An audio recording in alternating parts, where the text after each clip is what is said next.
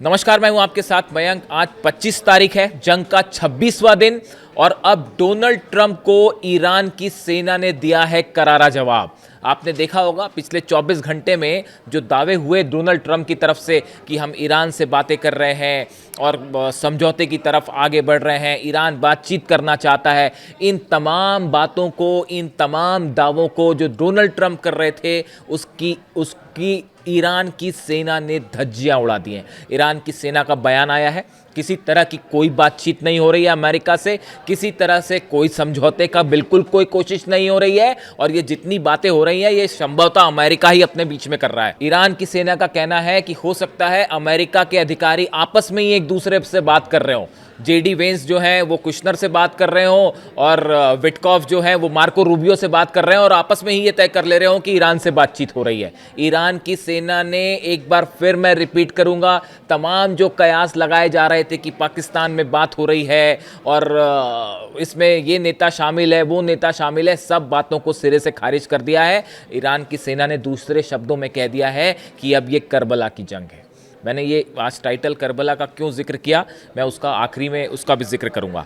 लेकिन देखिए, जो खबरें हैं उसके मुताबिक जो ग्राउंड पर रियलिटी है, भयंकर जंग छिड़ी हुई है। ईरान ने अपने हमले कई गुना तेज कर दिए हैं। इजराइल पर हमले हो रहे हैं। इसी समय जब मैं आपसे बात कर रहा हूं, बहरीन पर अटैक हो रहे हैं, कुवैत पर अटैक हुआ है, इराक में लगातार हमले हो रहे हैं और इजराइल का तो जो हाल है वो है ही, वो मैं आपको बताऊंगा। लेकिन देखिए, डोनाल्ड ट्रंप की तरफ से जो बातें कही गई और जो दावे हुए वो पूरी तरह से एक प्रकार से खारिज साबित हो रहे हैं।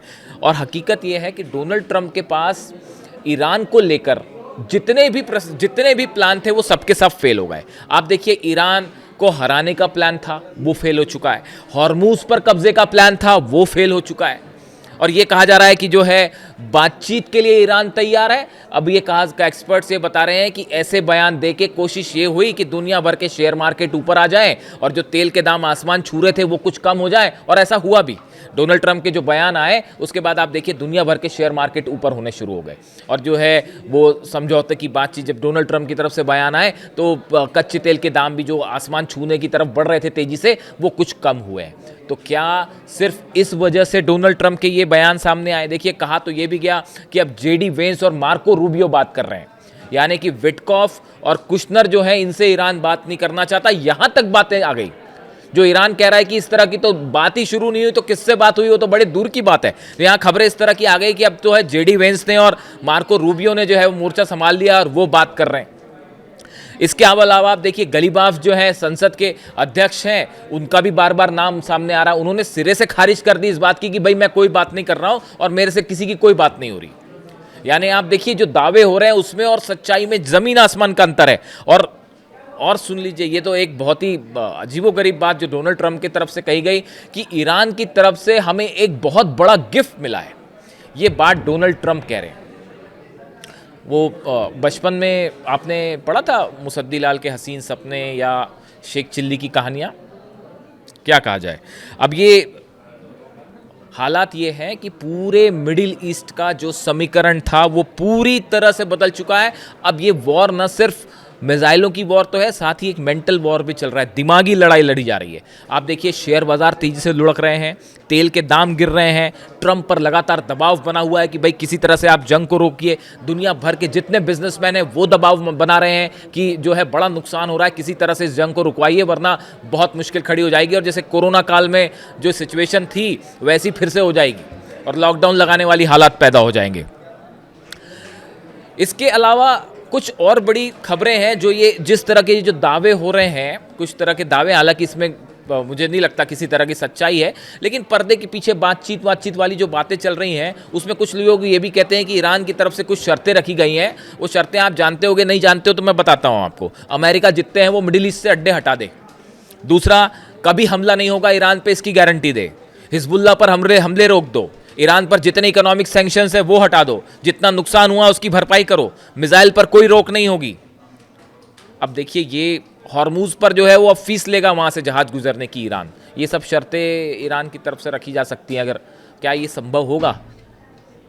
इसको कभी अमेरिका नहीं मानेगा और अगर अमेरिका मानता नहीं है तो ये तो करारी हार है अमेरिका की। फिर इसी बीच जंग की जो खबरें हैं आप वो भी देखिए।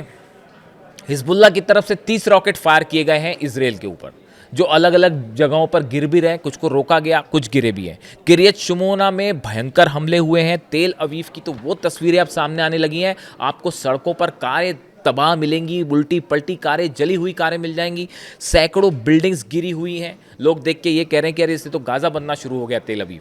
और उसके अलावा मॉल्स जल रहे हैं, घर जल रहे हैं, मोसाद से जुड़ी जितनी बिल्डिंग्स हैं वो चुन चुन कर उड़ाई जा रही हैं। जहाँ जहाँ मोसाद के क्वार्टर्स थे, भाई मोसाद जैसे जासूसी करवाता है ईरान के अंदर, तो ईरान के पास भी पूरी इन्फॉर्मेशन है, और अगर जासूसों से कम है तो सैटेलाइट से है। तो जो जितनी चुन चुन के मोसाद के इलाके थे, बिल्डिंग्स थी, वो सब के सब तबाह किए जा रहे हैं। कुवैत एयरपोर्ट पर ज़बरदस्त हमला हुआ है। और इसके अलावा इराक में आप देखें, इराक में जो अमेरिकन काउंसलेट है वो, और उसके अलावा जो कुर्द लड़ाके हैं उनके ऊपर सीधे हमले किए हैं ईरान की सेना ने। यानी कि जो अमेरिका की मदद करेगा वो सब के सब निशाने पर होगा। इसके अलावा आप देखिए, हॉर्मूज को लेकर बड़ी खबर है कि हॉर्मूज में ईरान की सेना ने बड़ी तैयारी शुरू कर दी है, ये मानते हुए कि देखिए 2-3 चीज़ें हैं। डोनाल्ड ट्रंप ने, अगर आप देखें तो ये 5 दिन वाला प्रस्ताव क्यों रखा कि हम 5 दिन कोई हमले नहीं करेंगे। हालांकि उनकी बात पर ईरान क्या कोई विश्वास नहीं करेगा, क्योंकि वो अगले दिन उन्होंने कहा 5 दिन, और अगले दिन सुबह ही जो है ईरान के 2-3 गैस स्टेशंस पर, जो मैंने कल बताया था आपको, हमले हो गए। यानी कि उनकी बात का कोई महत्व नहीं रह गया। दूसरी चीज़ आप ये देखिए, आखिर उन्होंने ऐसा क्यों किया डोनाल्ड ट्रंप ने, कि 5 दिन वाली बात कहाँ से आई। एक तो ये शेयर मार्केट्स लगातार गिर रहे थे, क्रूड ऑयल के प्राइसेस, दुनिया में हाहाकार मचा था, बिजनेसमैन का दबाव था, चाहे वो यूएई से हो, सऊदी से हो, सब जगह बिजनेस ठप है।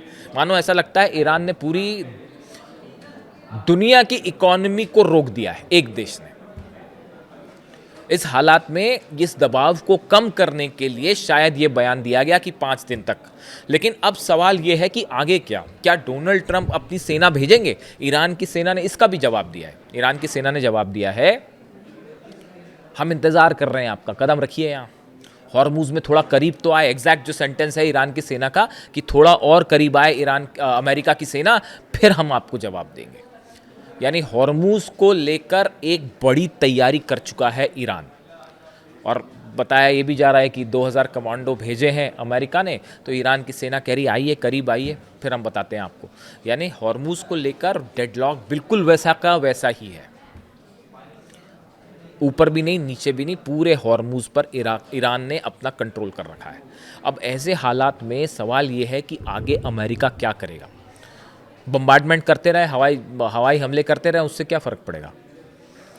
मैं देख रहा था अमेरिका की तरफ से बयान आए, डोनाल्ड ट्रंप भी ये बात कह रहे हैं, मार्को रूबियो भी ये बात कर रहे हैं, जेडी वेंस भी ये बात कर रहे हैं कि ईरान में कोई लीडरशिप ही नहीं बची है, हम किससे बात करें। ये बात तो तब सोचनी चाहिए थी जब ईरान के सुप्रीम लीडर को आपने टारगेट किया, कि उन पर निशाना जब साधा, उसके बाद बातचीत कैसे होगी, ये बात पहले सोचनी चाहिए थी। इसीलिए कई एक्सपर्ट कहते हैं कि सुप्रीम लीडर को निशाना बनाना सबसे बड़ी मिस्टेक थी अमेरिका की, और जिस दिन अली खामेनी साहब पर हमला हुआ उसी दिन अमेरिका ये जंग हार गया था। अब आप देखिए 26 दिन के बाद क्या हालात है।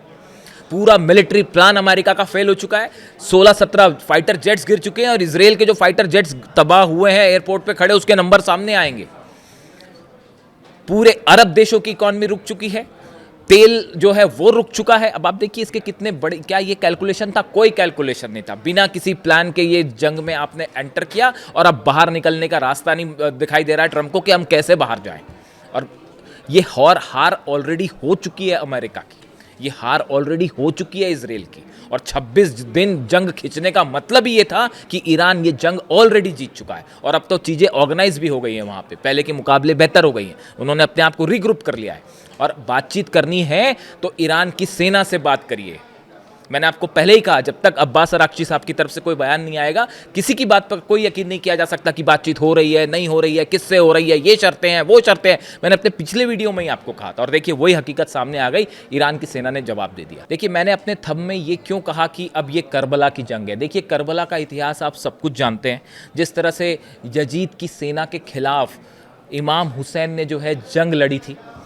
उन्होंने ये कहा कि हम किसी भी तरह के अत्याचार, अन्याय को बर्दाश्त नहीं करेंगे, किसी तरह के जुल्म को बर्दाश्त नहीं करेंगे, और चाहे इसके लिए हमें शहादत ही क्यों ना देनी पड़े। वो करबला का इतिहास था। और देखिए हुआ क्या, कि ये जो लड़ाई थी करबला की जो जंग थी, ये अन्याय के खिलाफ बलिदान का प्रतीक बन गई।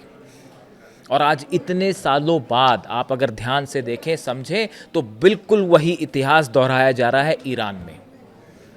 आज भी ईरान के सुप्रीम लीडर ने शहादत देना मंजूर किया, लेकिन वो अन्याय और अत्याचार के आगे नहीं झुके। ईरान की सेना का कहना है कि हम किसी हालत में सरेंडर नहीं करेंगे, ये जंग हमेशा जारी रहेगी। अगर आप ध्यान से देखें, मतलब मुझे तो कम से कम यही लगता है कि अब ये करबला वाली जंग लड़ी जा रही है और किसी सूरत में ईरान नहीं झुकेगा। आप देखिए, इमाम हुसैन ने जो प्रिंसिपल सेट किए, जो आदर्श सेट किए, आज उसी पर ईरान के सुप्रीम लीडर अली खामेनी साहब भी चले और अब पूरा ईरान उन्हीं नक्शे कदम पर आगे बढ़ रहा है। यानी करबला की जंग फिर से दोहराई जा रही है और उसी हिम्मत, उसी हौसले के साथ आज ईरान शान से जंग कर रहा है, चाहे इसके लिए जो बलिदान देना पड़े, जो शहादत देनी पड़े, लेकिन गलत बात को स्वीकार नहीं किया जाएगा। ये जंग अब इस बात की है और पूरी दुनिया समझ रही है कि कौन सही है और कौन गलत है। जंग से जुड़ा जो भी अपडेट होगा मैं आप तक पहुंचाऊंगा। Thank you so much.